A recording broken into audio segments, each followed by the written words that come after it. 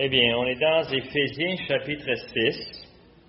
Et puis, Richard nous a bien commencé ça la semaine passée. Et moi, je vais essayer de le terminer.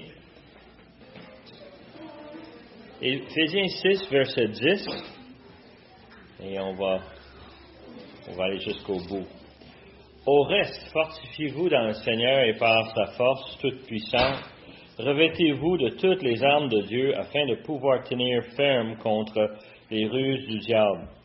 Car nous n'avons pas à lutter contre la chair et le sang, mais contre les dominations, contre les autorités, contre les princes de ce monde de ténèbres, contre les esprits méchants dans les lieux célestes. C'est pourquoi prenez toutes les armes de Dieu, afin de pouvoir résister dans le mauvais jour, et de tenir ferme après avoir tout surmonté. Tenez donc ferme, ayez à vos reins la vérité pour ceinture, revêtez la cuirasse de la justice, mettez pour chaussure à vos pieds le zèle que donne l'évangile de paix, prenez par-dessus tout cela le bouclier de la foi, avec lequel vous pourriez éteindre toutes les traites enflammées du malin. Prenez aussi le casque du salut et l'épée de l'Esprit, qui est la parole de Dieu. Faites en tout temps par l'Esprit toutes sortes de prières et de supplications. Veillez à cela avec une entière persévérance et priez pour tous les saints. Priez pour moi afin qu'il me soit donné, quand j'ouvre la bouche, de faire connaître hardiment et librement le mystère de l'Évangile, pour lequel je suis ambassadeur dans les chaînes. Et j'en parle avec assurance comme je dois en parler, afin que vous aussi vous sachiez ce qui me concerne, ce que je fais. Tychique, le bien-aimé frère et fidèle, ministre dans le Seigneur, vous informera de tout. Je l'envoie exprès vers vous pour que vous connaissiez notre situation et pour qu'il console vos cœurs. Que la paix et la charité avec la foi soient données aux frères de la part de Dieu le Père et du Seigneur Jésus-Christ. Que la grâce soit avec vous, avec tous ceux qui aiment notre Seigneur Jésus-Christ, d'un amour inaltérable. Courbon. Père éternel, on te remercie pour ta parole qui nous instruit, qui nous guide. Et, Seigneur, on te remercie pour cette lettre aux Éphésiens que nous, on peut lire aujourd'hui et on peut mettre en pratique les vérités qui sont placées ici pour nous. Père éternel, on demande que tu bénis notre temps ensemble, au nom de Jésus. Amen. So, Éphésiens, on arrive à les derniers quelques versets et pourtant c'est une lettre qui a été écrite à une église spécifique, à l'église d'Éphèse. C'était une église qui était partagée avec les autres chrétiens dans toute la région, dans les autres assemblées autour à cette époque. Et depuis ce temps-là, les gens dans les églises lisent cette lettre. Et puis même nous, aujourd'hui, on a la bénédiction d'être capable de regarder la parole de Dieu qui a été donnée il y a 2000 ans et qui maintenant, nous, on peut en profiter aujourd'hui. C'est un enseignement qui a été conçu pour édifier l'Église. Je ne sais pas si vous l'avez constaté à travers les semaines, mais Paul est en train d'enseigner aux Églises quoi on doit faire, quoi on doit croire, comment on doit le mettre en pratique. C'est vraiment une exhortation pour les Églises. C'est un appel, et on a vu ça les dernières semaines, c'est un appel à servir les uns les autres. Les 3 chapitres qui commencent cette épître nous donnent une description de qui nous sommes comme Église. Qu'est-ce qu'on devrait avoir l'air? Quelles sont les croyances qu'on doit obtenir? Moi, ce que j'ai été touché en lisant la lettre aux Éphésiens, c'est comment est-ce qu'à chaque moment, Paul arrête pour prier, pour remercier Dieu. Paul est rempli de gratitude pour tout ce qui est arrivé à Éphèse. Et comme on a vu au printemps, c'était une église qui a été commencée par l'apôtre Paul, par des gens avec qui Paul travaillait. Et on voit comment est-ce que l'Église, c'est une Église qui a été un défi dans un monde extrêmement païen, un monde rempli de toutes sortes de péchés.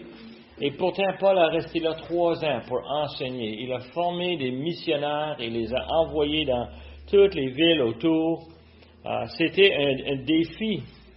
Et on a vu ça, comment est-ce que l'apôtre Paul prend cette lettre, et il est à Rome, il envoie cette lettre aux Éphésiens et il les rappelle qu'ils sont une église ensemble pour la gloire de Dieu. Et ensuite, il donne les derniers 3 chapitres, 4, 5 et 6, comment on doit se comporter, comment on doit agir. On a vu ça avec Matthieu, avec moi, avec Richard, 4, 5, 6, comment on devrait agir entre frères et sœurs dans le Seigneur, comment on doit vivre dans notre famille, comment on doit vivre ensemble ici et servir. Le thème à travers chapitres 4, 5 et 6, c'était la soumission. Un terme qu'on n'aime pas, parce que nous, on est fiers, on est des êtres humains, on est capables, on est habiles, on n'a pas besoin d'aide de personne d'autre. On n'a pas besoin pour se débrouiller, on est capable de tout faire. Laisse-moi tranquille. Moi, je suis capable. C'est l'être humain, n'est-ce pas? On pense comme ça. Et c'est normal. Et pourtant, c'est pas ça que Dieu nous dit à travers l'apôtre Paul. Il nous parle comment on doit avoir une soumission mutuelle dans l'assemblée avec les uns et les autres. On doit s'aimer, on doit s'occuper de l'un et l'autre, on doit s'aider l'un et l'autre. Et on a vu que même, on avait dans le chapitre 5 la soumission mutuelle, même dans le foyer, avec le mari et la femme, comment ils doivent travailler ensemble, comment le mari doit aimer sa femme, comment la femme doit se soumettre et de se mettre ensemble. Et comment on a vu avec Richard, comment est-ce que les enfants doivent se soumettre à leurs parents. Et comment les parents doivent aimer leurs enfants et s'occuper d'eux autres. Comment au travail, on a une relation avec le patron, on a une relation avec les collègues de travail. Et c'est intéressant parce que ces chapitres-là nous parlent d'un élément essentiel de la vie d'un croyant. La soumission représente la douceur. Et moi, ce qui m'impressionne, je ne sais pas pour vous autres, mais lorsque je regarde le salut que Dieu m'a offert, c'est pas un élément explosif, c'est pas quelque chose de dynamique, c'est quelque chose de douceur. Le Seigneur s'est humilié dans notre lecture cette semaine, Christiane et moi, on était dans Philippiens 2, et on était en train de regarder l'humiliation de notre Seigneur Jésus. Il est venu sur la terre comme un simple homme. Il n'est pas venu comme un Dieu. Hein? Il n'est pas venu sur les nuages avec tonnerre et éclair. Non, il est venu, il a vécu parmi nous. Il a donné sa vie sur la croix pour payer nos péchés, pour prendre notre place. Et on voit comment est-ce que le Seigneur était rempli de quoi? De douceur envers chacun de nous. Un jour, il va revenir, puis c'est pas le cas. Il va venir avec les éclairs et le tonnerre. Ça va être spécial. Quand on va arriver à cette situation, on peut regarder en arrière et dire, voici comment est-ce que le Seigneur m'a traité. Comment il s'est occupé de moi. Et c'est le thème qu'on a vu à travers ces 3 chapitres. Mais parmi tous ces enseignements sur la relation des frères et des sœurs dans le Seigneur, il y avait aussi un avertissement. Et l'avertissement est sévère, est grave. Et d'ailleurs, on a une tendance à ne pas penser à cela. Je ne sais pas vous autres, mais moi, chez nous, on aime la paix. Est-ce que vous aimez ça? À un point qu'on a beaucoup de misère à regarder les nouvelles. Les nouvelles, c'est rarement les bonnes nouvelles. D'habitude, c'est quelque chose de dramatique qui arrive ailleurs. Des fois, ça arrive chez nous. C'est des choses qu'on n'est pas content. C'est des choses qui nous stressent, qui nous donnent l'angoisse. On n'aime pas ça. On veut la paix. Alors, chapitre 4, 5, 6, ça va bien. On parle ici de comment se traiter l'un l'autre avec gentillesse, avec douceur. C'est spécial quand on voit la façon que Paul met toutes ces choses en ligne, mais il arrive en dernier avec quelque chose de beaucoup plus sévère comme avertissement. La réalité, c'est que si tu regardes en dehors de chez nous, en dehors de notre Église, qu'est-ce que vous voyez? Charles? Une humanité individualiste et méchante Tout comme dans l'Église aussi, il y a l'individualisme. Et ça mène à des chicanes, à des disputes. Hein? Et c'est mes droits par-dessus tes droits. Non, c'est tes droits par-dessus les droits de quelqu'un d'autre. Et on finit que ça fait un chicane, que ça fait des batailles, ça fait la guerre, ça finit plus. Ça s'escalade. Et on voit dans le monde aujourd'hui, autour de nous, l'Église est un flambeau où ce qu'on démontre l'amour de Dieu pour l'humanité. Et lorsqu'on regarde autour de nous, on voit comment c'est toute une autre chose. Notre texte ce matin va parler de la guerre. Et comment il doit se préparer, l'enfant de Dieu doit se préparer pour la guerre. Et c'est en conflit, en contraste avec les autres leçons qu'on a vues à date. Verset 10 nous dit, le premier mot, c'est « au reste ». Et ça nous donne un contexte qui dit, écoute, avec tout ce que je vous ai dit, là, maintenant, il faut que je te dise d'autres choses pour bien terminer cet épître. Au reste, fortifiez-vous dans le Seigneur et par sa force toute puissance. Il faut comprendre que cette prochaine partie ne se fait pas avec des efforts humains. Ça se fait seulement avec la force de Dieu. Et s'il y avait quelque chose que je voulais qu'on repart ce matin avec, c'est la conviction que tout se fait avec quoi? Avec le Seigneur. C'est pas quelque chose que moi je peux faire, que vous pouvez faire, mais c'est Dieu qui va le faire. Verset 11. Revêtez-vous de toutes les armes de Dieu, afin de pouvoir tenir ferme contre les ruses du diable. Car nous n'avons pas à lutter contre la chair et le sang, mais contre les dominations, contre les autorités, contre les princes de ce monde de ténèbres, contre les esprits méchants dans les lieux célestes. C'est pourquoi prenez toutes les armes de Dieu, afin de pouvoir résister dans le mauvais jour et de tenir ferme après avoir tout surmonté. Alors, Paul introduit l'idée de guerre et la façon qu'on doit se préparer pour être dans la guerre. Alors, je ne sais pas vous autres, moi je suis un réfugié. Moi, quand il y a le moindre tendance à avoir un conflit, une guerre, moi, je me cache. Moi, je m'évite. Moi, je veux tout faire pour ne pas participer là-dedans. Mais Paul dit non. Non, il dit, il va falloir qu'on se prépare pour ça. On ne peut pas éviter cette guerre ici. C'est quelque chose de grave. Premièrement, la première chose que Paul nous montre, quand on a un combat, une guerre, normalement, c'est parce qu'on a deux éléments opposés, n'est-ce pas? Si on s'en va dans un combat, moi je joue souvent les jeux avec les petits-enfants, ils aiment énormément ça, les jeux de société, les jeux de cartes, toutes ces choses-là. Et moi je me trouve tout le temps en opposition avec des compétiteurs assez agressifs. N'est-ce pas, Joachim? Oui, hein? On sait que ce qu'on parle. On a joué Uno vendredi. On aime ça gagner, on n'aime pas ça perdre. Hein, on travaille. C'est un combat, mais ici on parle d'un combat spirituel. Il dit très rapidement, il faut reconnaître l'ennemi, qui il est, comment est-ce qu'il pense, qu'est-ce qu'il va faire. Il faut se monter pour des armes, il faut se préparer, il faut s'équiper, il faut avoir une stratégie et il faut connaître l'ennemi. Si tu ne connais pas ton ennemi, bonne chance. Il va te surprendre et tu vas perdre. Et l'apôtre Paul est en train de nous préparer ici. Il veut nous équiper et il ne veut pas qu'on aille acheter, allez pas s'apprendre à acheter des carabines, des fusils, OK? C'est pas ce sorte de guerre. C'est une guerre spirituelle. Il dit quoi? C'est pas on lutte pas contre la chair et le sang. On n'est pas dans un combat humain. Oui, autour de nous, il y a plein de monde qui veut embarquer dans l'agression. Il y a toutes sortes de choses qui vont venir, qui vont nous faire questionner. Mais Paul dit, c'est pas ça. C'est qu'est-ce qui est en arrière de tout ça? Qu'est-ce qui pousse? Qu'est-ce qui motive tout ça? Et il va très rapidement nous identifier notre ennemi. Il dit quoi? Tenir ferme contre les ruses de qui? Du diable. Le mot diable veut dire adversaire. Qui est l'adversaire? On peut retourner à Genèse chapitre 3. On peut voir l'adversaire de Dieu qui veut tout gâcher, tout ce qui était parfait, tout ce qui était créé, excellent. Il veut tout le détruire. Son objectif est simple. C'est n'importe quoi que Dieu fait, il fait l'opposé. Il veut l'empêcher, il veut l'arrêter. Et si nous sommes des enfants de Dieu, mais nous, on est des cibles.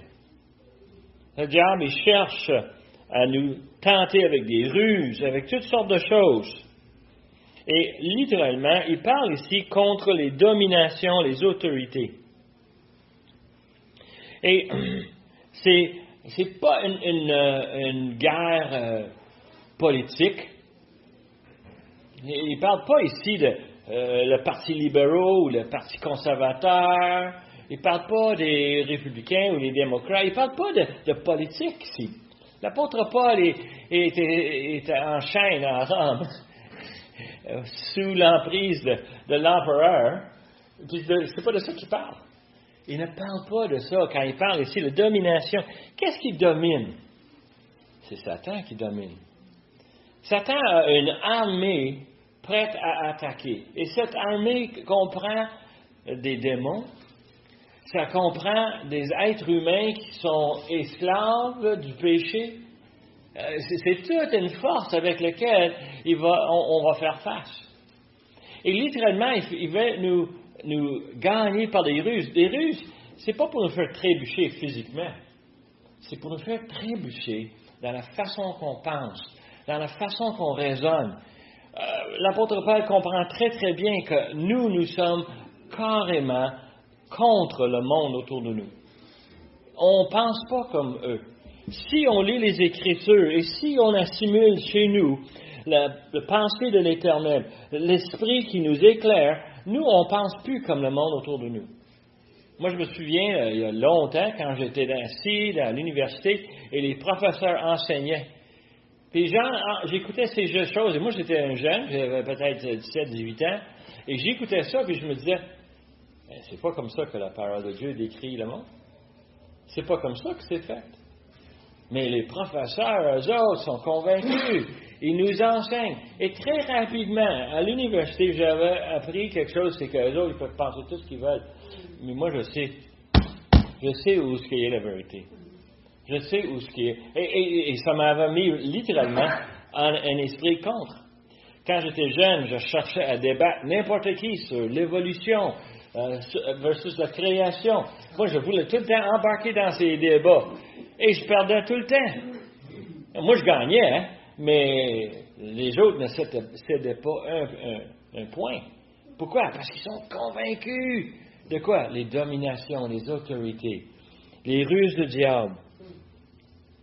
Et on parle ici des princes de ce monde. Est-ce que vous avez jamais songé à regarder le comportement historique de tous les dirigeants à travers le monde, à travers l'histoire? Est-ce que vous avez jamais pensé comment est-ce que ces gens-là sont influencés par quoi? Le mal. Le mal. Narcissisme. Eux-mêmes, le narcissisme, exact. Eux autres, là, c'est des agents. Des agents de l'adversaire. Yeah. Et quand on voit ça, on voit très rapidement que c'est une autre sorte de guerre. Le Seigneur Jésus, dans Matthieu chapitre 10, verset 28, il disait aux disciples, « Ne craignez pas ceux qui tuent le corps et qui ne peuvent tuer l'âme. Craignez plutôt celui qui peut faire périr l'âme et le corps dans la géhenne. » Le Seigneur disait, c'est pas grave si l'Empire romain nous tombe dessus. C'est pas grave si on est massacré. C'est pas grave si quelqu'un veut nous conquérir. Pourquoi? Parce que c'est pas eux qui vont enlever l'âme. L'âme, c'est ce qui est important. Et celui qui va juger l'homme, il va juger en fonction de qu'est-ce qu'il a fait avec son fils.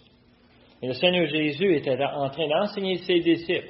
Il faut craindre Dieu, pas les hommes. On ne craint pas les politiciens, on ne craint pas toutes ces choses-là. Les autres sont juste là pour l'instant. L'Éternel s'en vient avec son Fils pour juger le monde. Dans Paul, il sert d'expression. Il aime ça les listes. On parle de certaines mécaniques d'enseignement que l'apôtre Paul se sert. Il se sert de choses que moi, je trouve un peu drôle, mais je réalise que ça marche. Paul était un bon petit garçon juif. Il était enseigné par Gamaliel, par les rabbins. Il sait exactement la manière de communiquer les choses. Des listes. On est bon avec les listes. Je ne sais pas vous autres, mais les listes, on les mémorise, on les a écrits, on va à l'épicerie et on achète seulement ce qui est sur la liste, n'est-ce pas? Hein? Mais c'est une façon d'aider la mémoire. On va avec une liste. L'apôtre Paul se sert de liste pour nous aider à voir l'immensité de l'opposition qu'il y a contre l'Éternel. Et on a cette longue liste. Paul décrit un monde autour de nous qui sert d'une influence surnaturelle. Ça, c'est important à comprendre. Aussitôt qu'on a une réalité qui est découverte, on pense que c'est naturel. Un exemple, moi j'étais dans les études de sciences physiques et j'aimais beaucoup l'astronomie et on parlait du Big Bang. Et le Big Bang était arrivé il y a 5 milliards d'années. Ça, c'était quand moi j'étais à l'école. Avec le temps, ils ont décidé que non, c'était pas 5 milliards d'années, mais ça a commencé à peu près 10 milliards d'années. Puis après ça, non, ils ont rechangé de ça à 12 milliards d'années. Là, ils sont rendus à 13. Et récemment, j'ai lu des articles qui disaient qu'ils ne sont pas convaincus. Ils pensent que c'est même peut-être plus que ça. Mais qui dit vrai? Moi, je sais qu'est-ce qui arrive au commencement. Dieu créa la terre. Et c'est Dieu qui créa toutes choses, un moment spécifique. Nous, on n'a pas besoin d'avoir des théories quand c'est déjà écrit pour nous.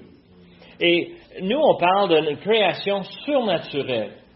Et on va terminer le monde avec un jugement surnaturel.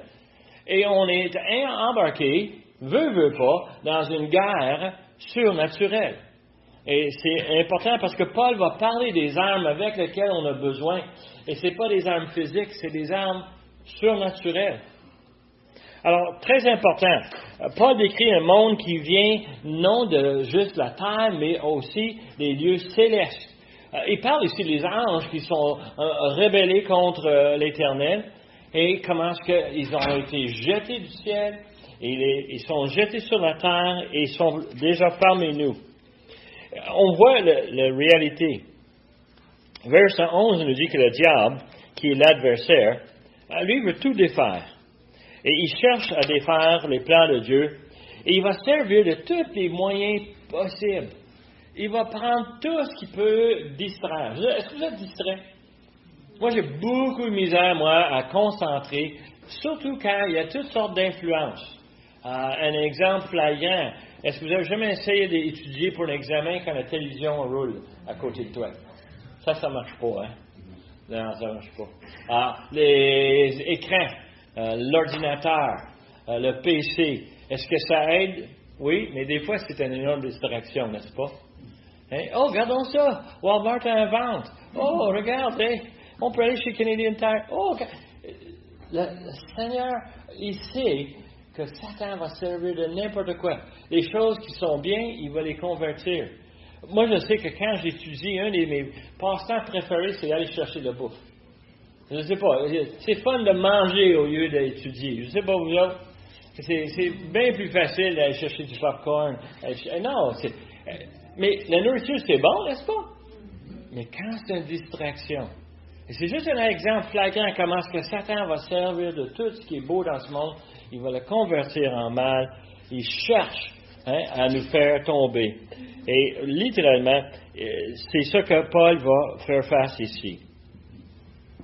Dans les pièges qu'il nous en donne sont littéralement des outils de Satan et de ceux qui lui servent, souvent sans savoir. Si vous allez voir peut-être le plus grand des plus méchants et vous dites que vous êtes un agent de Satan, il va dire qui? De qui tu parles? Hein? Et il va prendre toute la gloire pour lui-même. Il va dire, hey, il ne réalise pas qu'il était littéralement un pion dans un jeu que Satan est en train de lui manipuler. Alors, il faut vraiment regarder nos relations qu'ils ont entre eux autres. tu vas voir qu'une des caractéristiques de Satan, c'est qu'il n'y a pas de soumission l'un envers l'autre. C'est le conflit continuel, sans arrêt. Exemple autour de nous, regarde le taux de divorce. Qu'est-ce qui cause le divorce? M. Alexandrien avait dit que la cause principale du divorce, c'est le mariage. Qu'est-ce qui arrive à un mariage pour qu'on puisse savoir un divorce? Les conflits, les disputes, et la violence, et l'égoïsme. Et on voit toutes ces choses en action. Et je prends ça comme un exemple autour de nous, mais il y en a plein. Les conflits au travail. On a souvent des situations où on réalise que les maîtres et les employés ne sont pas capables de s'entendre. Et on voit tellement comment est-ce qu'il n'y a pas de collaboration, comme on a vu dans le chapitre 4, chapitre 5 et chapitre 6. Avec la soumission mutuelle, c'est comment est-ce qu'on va faire marcher cette affaire ici? Comment est-ce qu'on va travailler ensemble? Qu'est-ce que moi je vais faire? Qu'est-ce que toi tu vas... Et littéralement, il y a un travail pour le bien et pas pour le conflit. Dans cette guerre spirituelle, ça va prendre des armes spirituelles. Alors, verset 13, on arrive avec une liste. Verset 13 nous dit que les armes viennent de qui? Alors, on ne peut pas les acheter au Walmart, au Canadian Tire, on ne peut pas les acheter. Non, des armes qui viennent de Dieu. Et comme on a lu au verset 11 et 12, ça vient du Seigneur. Le pouvoir est à lui. Les armes sont à lui. Et c'est important à reconnaître. Ce n'est pas nous qui vont gagner ce combat. Nous, on est des pions pareils et on va se faire embarquer par les Russes si on ne se soumet pas à l'Éternel et avec ses armes qu'il va nous donner. Verset 14, il dit, « Tenez donc ferme, ayez à vos reins la vérité pour ceinture. » OK. Le problème, c'est que nous, aujourd'hui, on habite dans un temps où les gens sont tellement bien habillés. N'est-ce pas? Quand vous allez travailler, qu'est-ce que vous mettez le matin? Les jeans, c'est robuste, c'est tough. Hein? Vous mettez une chemise chaude, confortable. Mais c'est du linge qui est serré. Dans le temps de l'apôtre Paul, ce n'était pas le cas. Le monde portait de linge lousse. C'était un pays chaud. Et on ne voulait pas tout se coller. On avait quelque chose de lousse. Et c'était très confortable lorsqu'on se promenait dans la maison, quand on s'assisait à manger le pain. Quelle belle vie. Mais si on va travailler, si on va au combat, qu'est-ce qu'on va faire avec toute cette linge? Ces robes qu'on portait tout autour de... Il faut les attacher. Et ce qu'il faisait, c'est que la norme dans le soldat romain, c'est qu'on prenait une ceinture, on mettait une énorme ceinture autour de nous, et on prenait les bouts de notre linge, et on les attachait à travers, et on remontait. Et là, nos jambes étaient libres, on pouvait se déplacer facilement. L'idée ici, là, c'est qu'on a besoin de quelque chose qui va tout tenir ensemble, ce qu'on croit, ce qu'on fait. Alors, la ceinture, c'est la ceinture de la vérité. Aujourd'hui, il y a toutes sortes de vérités. OK? Mon frère, lui, il aime beaucoup ça, les podcasts, il écoute toutes sortes de choses. Puis il dit, Dan, tu n'écoutes pas ça? Pas vraiment intéressé à entendre les opinions de tout le monde. Moi, j'aime avoir l'opinion de l'Éternel. Ça me place. Ça, c'est la vraie vérité, véritable. C'est solide comme le roc. Les opinions, ça change. Ça va avec les saisons. Ça va avec les circonstances. La mode. Et moi, je sais très bien, c'est que les ruses du diable vont passer à travers facilement. Qui dit vrai? Pendant longtemps, on entend tout le temps le concept de la fausse nouvelle, que n'importe qui peut mettre n'importe quoi sur l'Internet et on va prendre ça comme du cash. Et c'est drôle, moi j'ai une collègue de travail que j'aime beaucoup, je l'ai vu justement la semaine passée, et lui, il prend toutes les sagesses de l'Internet comme du cash, et il mange que de sortes de sel de telle personne avait recommandé, pas les autres, et il prend tout. Et l'apôtre Paul me dit quoi? Prends ma nourriture, quoi? Avec gratitude. Pas en me choquant avec le fait qu'un fabricant fait un produit de telle façon. Non. C'est quoi la vérité? On ne sait pas. Comment on veut juger? On ne sait pas. Mais l'apôtre Paul nous dit ici qu'on va s'attacher avec la vérité. La vérité va devenir essentielle. Et avec ça, va devenir quelque chose d'autre, la cuirasse de la justice. Cuirasse, c'était une genre de, on pourrait dire une chemise, mais une chemise normalement qui était faite avec du cuir. C'était épaisse. L'autre fois, ils mettaient du métal là-dedans. Pourquoi? Parce que si quelqu'un me tire là-dessus, bang, hey, ça ne me fait pas de tort. L'idée, c'est on a besoin de la justice qui vient avec la vérité. Et la justice, c'est pas ma justice, c'est pas votre justice à vous. Tout le monde a leur propre sens de justice. Moi, j'étais surpris à la maison avec 4 enfants, il y avait 4 versions de justice. Hein, quand quelqu'un faisait quelque chose, mais c'est pas lui, c'est lui qui a fait la fête. Non, c'est elle qui a dit ça. Hey, ça passait là. C'est qui dit vrai? C'est quoi la justice? Hein, la justice de l'Éternel. Et on voit ça très rapidement, que l'Éternel est la source de toute bonne chose. Et ça vient à travers la vérité qu'il nous donne. Il n'y a pas de mensonge. Il n'y a pas de rien d'injuste. C'est tout dans cette guerre. Ensuite, verset 15, ils disent, mettez pour chaussure à vos pieds le zèle que donne l'Évangile de la paix. Une des choses qui m'agace, moi personnellement, et ça m'a toujours agacé, je sais que ça va m'agacer jusqu'à ma mort, c'est que moi je sais quelque chose que les gens autour de moi ne savent pas. Moi je comprends quelque chose que les autres ne savent pas.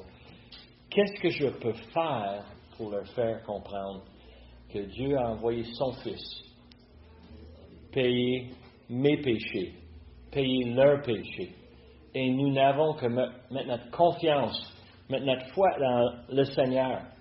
Mais les gens, là, ils ne veulent pas de ça. Et moi, ça donne un sentiment d'urgence. Depuis un jeune âge, quand mes parents m'amenaient à des funérailles, je me demandais tout le temps, est-ce qu'il est au ciel ou est-ce qu'il n'est pas au ciel? C'est ça le débat, hein? C'est ça le débat. Quand quelqu'un est décédé, c'est trop tard. Ce qui veut dire aujourd'hui, ce qui m'agace, c'est qu'on a un sentiment d'urgence. Comment on peut rejoindre les gens autour de nous? Parce que leurs jours sont nombreux, sont comptés. On a besoin de ça. Et on voit ici, le zèle qu'on a besoin vient de quoi? Vient de l'Évangile. C'est pas un zèle que moi je peux créer moi-même, c'est un zèle qui vient du Seigneur. Avant que c'est trop tard.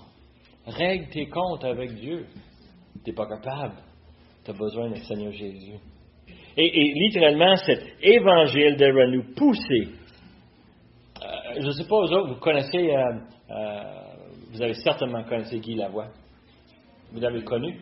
Moi, j'ai connu tout près après sa conversion.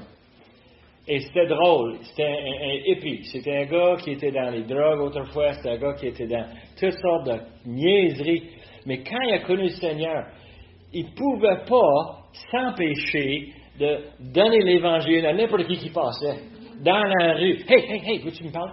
Il n'arrêtait pas sans arrêt à amener l'Évangile. Il voyait un empressement incroyable. Pourquoi? Parce que le Seigneur avait eu pitié et miséricorde sur lui. Puis lui était convaincu que cette miséricorde était disponible à n'importe qui. Il faut leur dire, il faut leur parler. Et je me souviens en Gibec, dans ce temps-là, on appelait ça Jeunesse en mouvement, et on était avec Guy. Puis Guy organisait les sorties d'évangélisation. Puis c'était spécial, parce que c'était pas un gars organisé, mais c'était un gars tellement rempli de zèle. Un gars qui avait à cœur d'amener l'Évangile. Parce que c'est ça qu'on peut offrir. Moi, j'ai trouvé ça un moment tellement, une exhortation pour moi, de voir Guy et de voir la façon qu'il travaillait. Et ça me donnait tout à fait une image de ce verset ici. Les chaussures, prêtes à partir tout le temps. Ça go. Verset 16. Prenez par-dessus tout cela le bouclier de la foi, avec lequel vous pourrez éteindre tous les traits enflammés du malin. Ce qui était très commun dans ce temps-là, c'est que quand on était à la guerre, il faut faire du mal. Puis on va faire le maximum de mal. Tu ne veux pas juste couper quelqu'un. Si tu es capable de le couper et le brûler en même temps, là, c'est, deux blessures pour qu'une flèche. Alors, ils allumaient leurs flèches, ils mettaient leurs flèches dans de l'huile, ils allumaient les flèches, puis là, ils tiraient les flèches sur l'ennemi. Et il disait, le feu va faire un dommage. Le pointu de flèche va faire un dommage. Les autres, ils voyaient ça comme étant vraiment une façon de faire la guerre. Et l'apôtre Paul a dit, on a besoin d'un bouclier.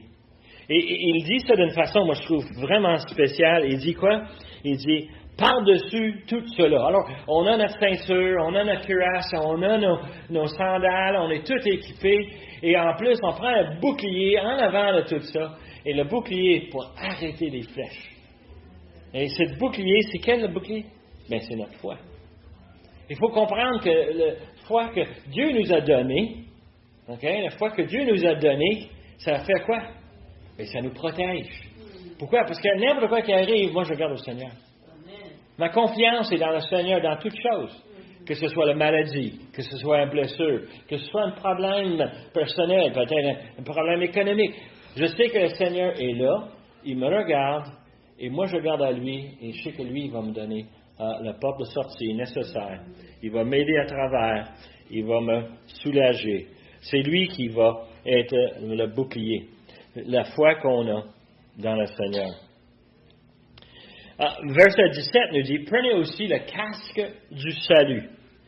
Et il faut comprendre un peu dans tous les éléments, les organes de le corps qu'on veut protéger. Le cuirasse va protéger l'abdomen, la poitrine, ça va tout protéger. Ça, c'est bien ça. Avoir les bonnes sandales, protéger les pieds. Et on marche, puis on court, puis des fois, c'est pas le terrain le plus doux. On réalise tout ça. Mais un des organes le plus importants, c'est lequel? Dieu m'a donné une tête, un cerveau. Et qu'est-ce qui va me protéger? Pas la connaissance qu'on a à travers le système éducationnel. C'est pas la connaissance qui vient nécessairement de l'expérience de la vie. C'est pas... c'est quoi? C'est la connaissance de la parole de Dieu. Dieu m'a donné un cerveau avec la capacité de lire et de comprendre avec quoi? Son Saint-Esprit qui vient, qui nous éclaire, nous guide. Alors, le casque pour protéger la tête. Le casque de quoi?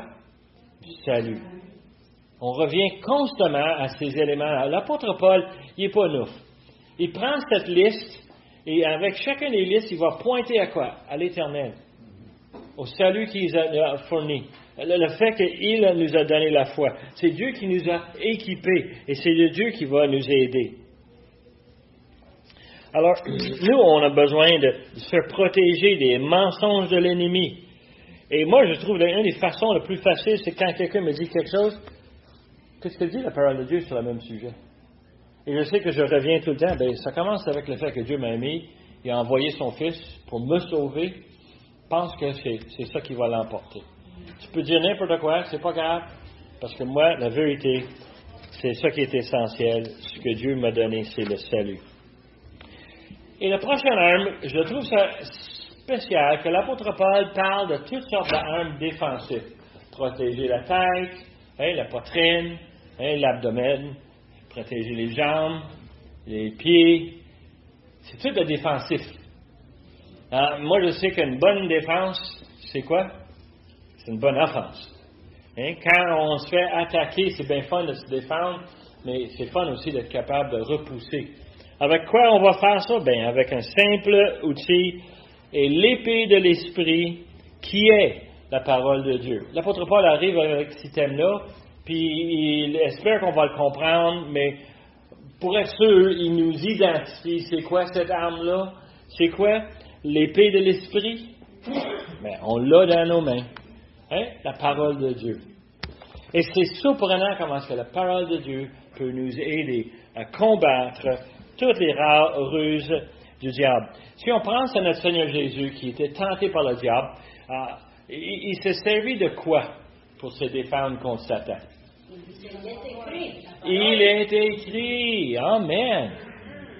Le Seigneur s'est défendu avec la parole. Je trouve ça drôle un peu parce que la parole, c'était sa parole. C'est Dieu qui a inspiré les auteurs, mais le Seigneur n'avait pas de gêne à se servir de cela pour se défendre contre l'adversaire. Alors, c'est l'arme offensive, la parole de Dieu. C'est la pensée de Dieu qui nous éclaire par le Saint-Esprit qui va nous aider à passer à travers ce combat. Et à verset 18, il arrive avec une dernière arme que, en fin de compte, le monde va rire de cette arme-là. Le monde va moquer de cette arme-là. Mais Dieu nous l'a donné. Paul il dit, faites tout, en tout temps, par l'Esprit, toutes sortes de prières et de supplications. Moi, je trouve ça intéressant. Comme concept, on va se servir de la prière comme notre outil. Non, je ne sais pas vous autres, est-ce que vous assistez à des réunions de prière dans vos cellules? Hein? Est-ce que oui? Est-ce que vous priez? Oui? Hein? Et des fois, il y a des gens qui prient, il y a des gens qui prient long. Des fois, on comprend à peine ce qu'ils disent.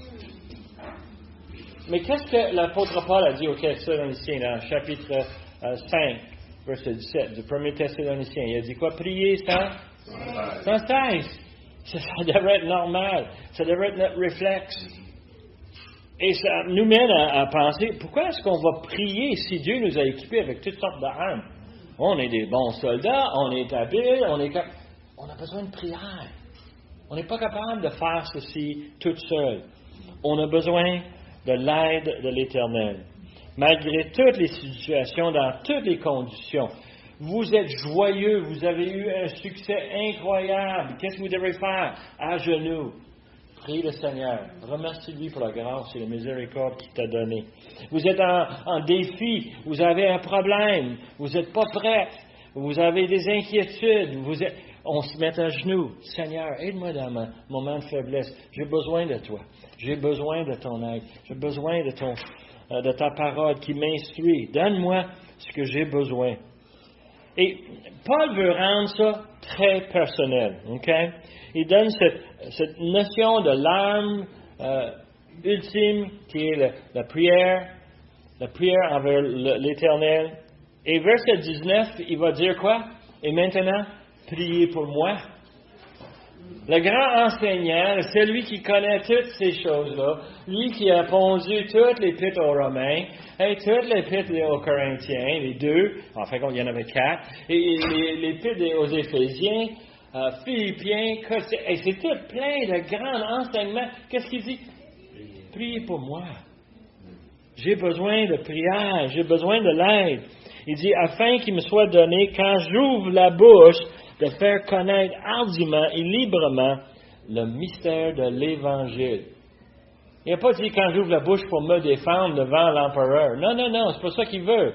Il veut annoncer l'Évangile encore une autre fois. Et Paul, il veut qu'on prie pour lui. Et il est vraiment celui qui prend ça personnel. La prière, c'est pas juste quelque chose qu'on en se lève puis on dit des grands mots. Non, ça vient de mon cœur. Ça vient de vos cœurs. Et ça va vers l'Éternel. Quand j'étais assez jeune chrétien, j'avais entendu des enseignements sur la prière. Un, c'était une cassette que j'avais eue, un des premiers cassettes que j'ai eues de John MacArthur. On parle des années 78, 79. Et lui, il enseignait sur la prière. Et il avait enseigné quelque chose qui m'avait complètement passé par-dessus la tête. Quand nous nous mettons à genoux et nous prions, l'Esprit Saint nous rend sensibles. Et ça, c'est une des choses. Quand on est en train de prier, c'est dur à haïr quelqu'un. C'est dur d'être fâché quand on est en prière. Quand on prie pour quelqu'un et on prie pour nos ennemis, qu'est-ce qu'on est en train de prier? Que Dieu les nous enlève? Ou que Dieu, change leur cœur, transforme leur vie, comme tu as fait pour moi. La prière me rend sensible aux vrais besoins, les besoins que l'Éternel va agir là-dessus. Quand le Seigneur était dans le jardin de Gethsémani, il a dit quoi? Pas ma volonté, mais ta volonté. Quand on se met à genoux, est-ce qu'on prie pour tout ce que je veux? Père éternel, j'ai ma liste de toutes les choses que j'ai besoin cette semaine. Non, on vient, Seigneur, par ta volonté. Si tu veux, si tu peux, tu es capable. Tu peux aller chercher le cœur de mon enfant, le cœur de mon petit enfant. Tu peux aller chercher mon voisin. Tu peux aller, Seigneur, tu peux. On prie et ça nous rend sensibles pour eux. L'apôtre Paul ici, il cherche à communiquer ça par l'exemple. Rends-moi un témoin. Donne-moi l'efficacité, que je puisse être un témoin pour toi. Et j'aime énormément comment est-ce que Paul, dans ses lettres, normalement, il va insérer des messages personnels. Moi, je sais que je fais ça souvent quand j'enseigne. Il y a un message pour mon épouse. Je fais ça parce que je l'aime et j'essaie de glisser les choses. Paul fait la même chose ici. Qu'est-ce qu'il dit? Il dit, je t'envoie Tychik. On croit que Tychik, c'est celui qui a livré cette lettre. Et je t'envoie Tychik. Et si tu as besoin de savoir sur moi, les nouvelles, je ne les écris pas, mais Tychik est là pour, tu peux lui poser des questions, n'importe quoi. M'en dis, il va te dire, il va satisfaire ta curiosité et tu vas savoir encore plus comment prier pour moi. C'est ça qu'il est en train d'envoyer. Il dit, je l'envoie exprès vers vous pour que vous connaissiez notre situation et pour qu'il console vos cœurs. Incroyable, hein, que l'apôtre Paul a vraiment un souci pour les gens, littéralement des milliers de kilomètres plus loin, mais lui est en chaîne. Lui, il s'en va devant un tribunal, mais il veut consoler les Éphésiens. Et Paul, il termine avec cette prière pour les Éphésiens. Il prie pour eux autres. Il dit que la paix et la charité avec la foi soient données aux frères de la part de Dieu, le Père et du Seigneur Jésus-Christ. Que la grâce soit avec vous, avec tous ceux qui aiment notre Seigneur Jésus-Christ, d'un amour inaltérable. C'est fantastique. L'apôtre Paul termine avec une supplication qui demande de la part de le Père et le Fils qui ont un amour qui est inaltérable. Si vous pensez que vous pouvez perdre votre salut, relisez les derniers mots de ce verset. Un amour inaltérable. Dieu ne change pas. Et les Éphésiens ont été enseignés pendant 3 ans. Ils ont eu toute cette formation et en plus, ils reçoivent cette lettre. Et qu'est-ce qu'il a comme dernier mot? Vous êtes aimés d'une façon inchangeable. Ça ne peut pas changer. Non. Et nous, on est bénis, n'est-ce pas? De savoir que 2000 ans plus tard, on lit cette épître, on peut dire c'est les épîtres aux gens d'Emmanuel. Pourquoi? Parce que c'est pour nous ces exhortations. Cette guerre qui est autour de nous, ces âmes qui sont là pour nous. Tout ça est fait pour nous. Et le Seigneur a envoyé Paul écrire pour nous encourager, pour nous préparer. Terminons avec un mot de prière. Père éternel, on veut te remercier pour l'amour que tu as pour nous. Le fait que ça ne change pas. Le fait que tu nous as aimés et que tu demandes, Seigneur, qu'on soit vraiment disponible, prêt à te servir. Et Seigneur, qu'on s'équipe pour cette guerre qui se conduit en une guerre spirituelle. Une guerre qui va se rendre jusqu'au dans le ciel. Seigneur, on sait que c'est toi qui vas gagner. C'est toi qui diriges toutes choses. Et Seigneur, on veut prendre des conseils de l'apôtre Paul et les appliquer dans nos vies. Aide-nous cette semaine à être des bons soldats, vaillants, prêts à tout faire. Seigneur, on demande ces choses par le nom de Jésus, notre Sauveur et notre Maître. Amen.